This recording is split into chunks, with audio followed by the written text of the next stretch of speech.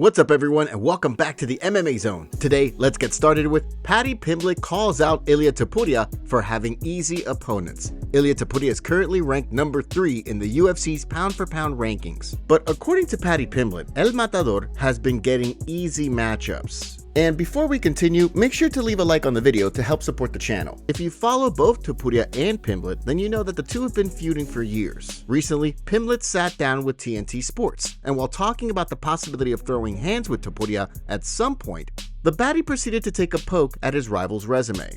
Apart from Jon Jones, Tom Aspinall, I think that's the biggest fight the UFC can make, me versus Ilia. There's loads of history in it. People love all that. He's done a lot in the sport since then, but I still think he's getting hand-fed opponents. Seen something someone put up the other day, all his opponents. Holloway was back at 45 after the way with Gaethje. Volk had just been knocked out 3 months earlier.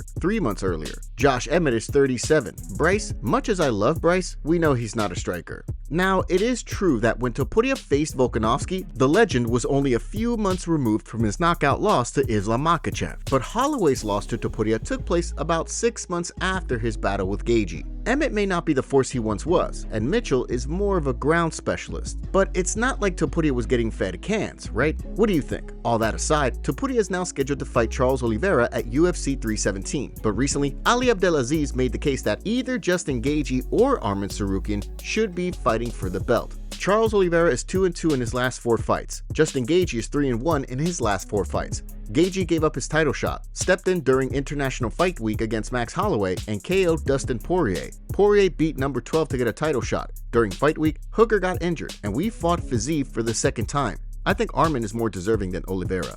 I don't think Oliveira is the toughest fight for him. I think he walks through Oliveira. Do you see Topuria running through Do Bronx? Finally, both Islam and Ilia have talked about their legacies and desire to win a belt in another division. But since neither man will be holding a belt when they fight for their next title fight, Henry Cejudo doesn't believe that they'll become champs. There's just a difference between being a multi-champ and then also being a double champ, of having this belt on this shoulder and having this belt on this shoulder, like Conor McGregor, like Amanda Nunes, like DC, and obviously the Triple C.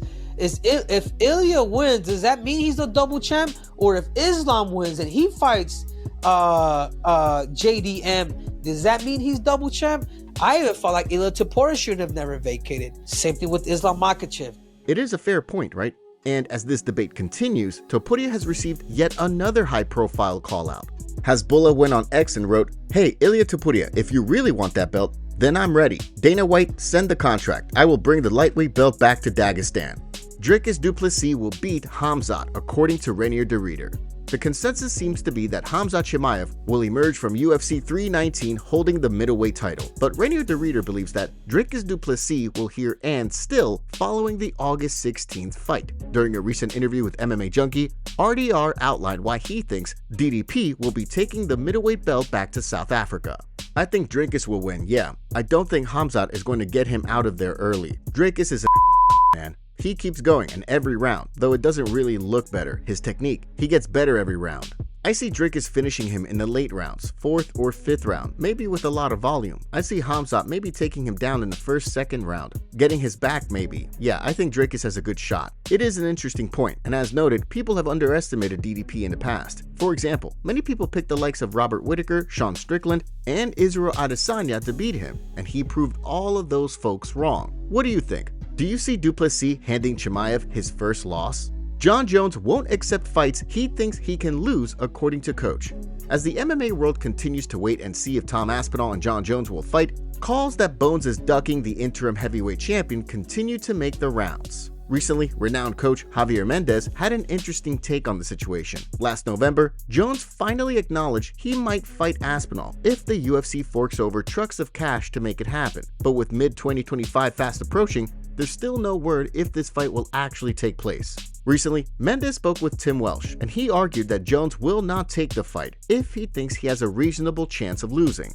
Jon Jones is not the type of guy that likes to lose. He's such a winner in every aspect of what he does that you're not going to push him into a fight. If he doesn't feel he can win that fight and doesn't have a good advantage, he's not going to take it. But let's face it, Aspinall is one of those, do you really want to take this fight? Man, I think the UFC is gonna have to put a lot of money out there for John to say, okay, I'm down. Because John don't need to prove anything to anybody. He's done it all. What's your take on what Javier had to say? Now, if you've been following this exhausting saga, you know that Dana White has repeatedly claimed that the UFC will make Aspinall versus Jones a reality. Case in point, White insisted once again that the fight will happen, even though Jones has been recorded ripping it up in Thailand.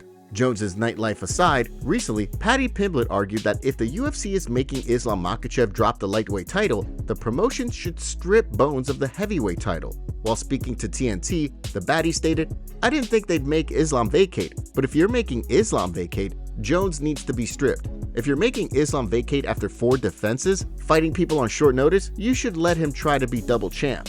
Do you agree with the Scouser fighter? Sean Strickland calls out Belal Muhammad. Belal Muhammad and Sean Strickland have traded numerous verbal shots in recent years, but now that both men are coming off defeats, Strickland believes that it's time for these two to square off. While Muhammad was ascending the welterweight rankings and onto a championship, and Strickland was doing the same at middleweight, a fight between the two didn't really make any sense. But fast forward to today, and Muhammad has lost the belt to Jack Della Maddalena, and Strickland is coming off his second loss to the middleweight champion, Dricus du Plessis. So while Strickland was talking to Helen Yee recently, he called Belal out. "Belal, you should finally sack up. All that talk, man. We can finally make it happen. You lost your belt, you got I got up. We should make that fight happen, Belal." He said he would come up to middleweight before. All that he talks on Instagram, now you can do it. You do it for Palestine. I'd love that fight. There's nobody there for me. He just fought. Let the lip heal up. Why not? It's an interesting proposal. Do you think Belal would want to move up to middleweight at this point to battle Strickland? Real Kevin K also reported the following from the Strickland interview.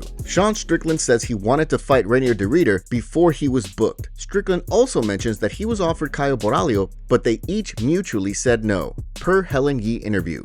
Do you think Strickland should have said yes to either of those fights? Khabib Nurmagomedov receives huge award. Today, it was revealed on social media that Khabib has won an award in Kuwait that was personally signed by Muhammad Ali. Speaking of Khabib, Chael Sonnen thinks that fighters like GSP and Khabib only retired because of weight cutting during a video on his YouTube channel. Here's what Chael had to say. "The only reason you didn't get Khabib to 30-0 is you wanted to do it at 155 pounds. Khabib and everyone would have stuck around. George St. Pierre right on down the list. All the guys you've ever seen retire would have done one more if you would have let them go up in weight." Ali Abdelaziz goes off on UFC fan for Islam Makhachev comments.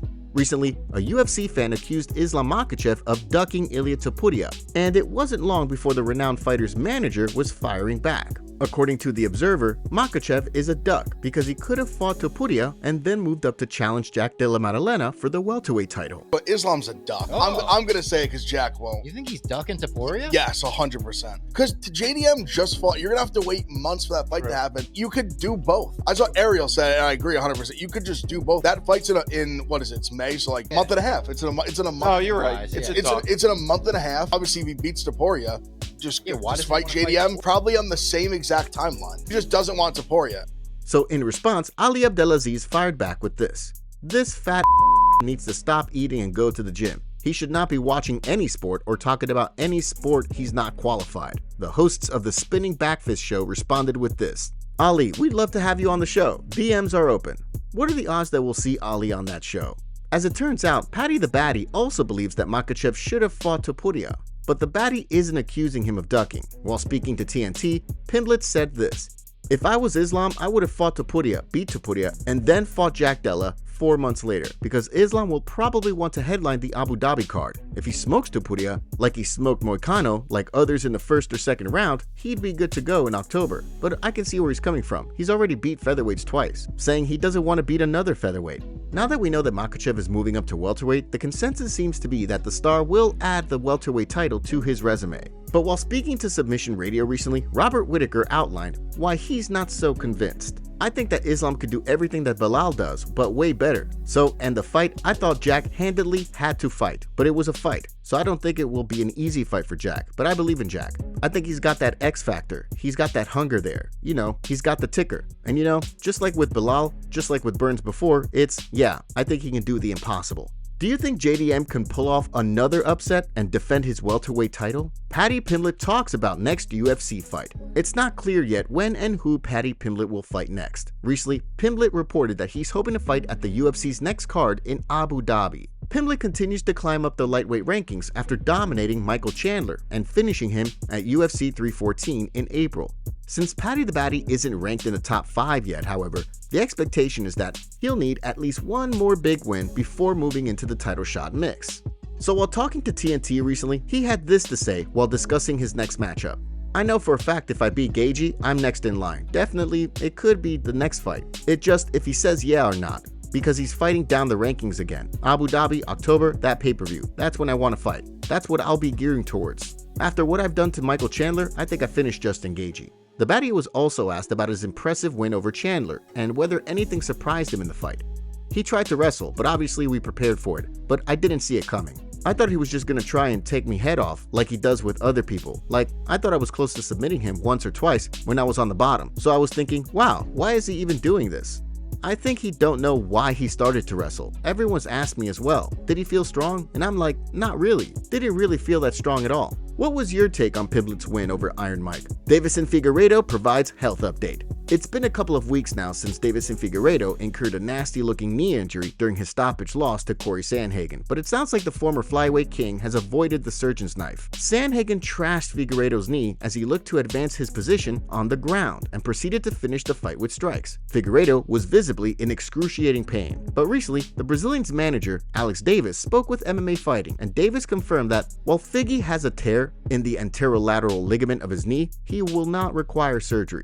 Further, Davis made the following comment: "It's very painful, but he did not get finished. It was just a freak accident." Do you agree that Figueiredo was not finished? Immediately after the bout, Sandhagen insisted the knee injury was on account of his technique and was not a fluke.